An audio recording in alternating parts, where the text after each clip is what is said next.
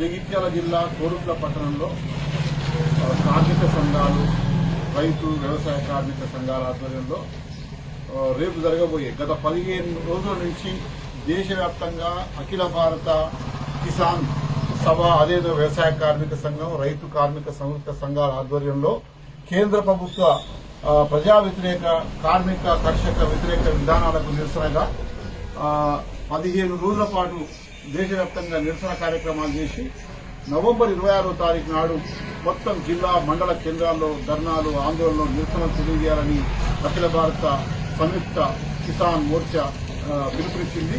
అందులో భాగంగా కార్మిక సంఘాల సమాఖ్య కూడా పిలుపునివ్వడం జరిగింది.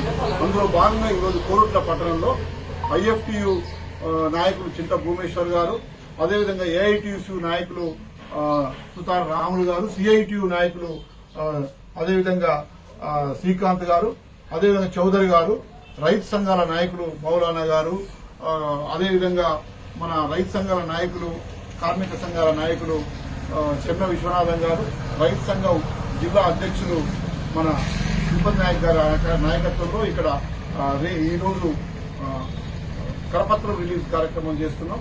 రేపు తహసీల్దార్ చౌరస్తా దగ్గర జగిత్యాల్లో నిరసన కార్యక్రమం చేస్తున్నాం.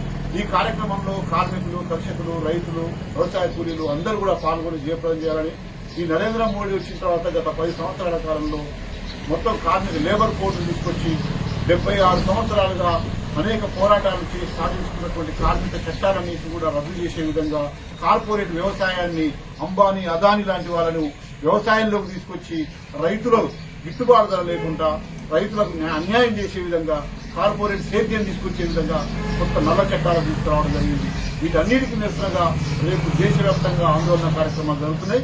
అందులో భాగంగా జగిత్యాల్లో కూడా మొత్తం కార్మిక, కర్షక, రైతు ఐక్యతతోటి కార్యక్రమాలు జరగబోతున్నాయి. ఈ కార్యక్రమంలో పాల్గొన్నటువంటి అందరూ కూడా పాల్గొన్నటువంటి మిత్రులకు ధన్యవాదాలు చెప్తూ సెలవు తీసుకుంటున్నాను.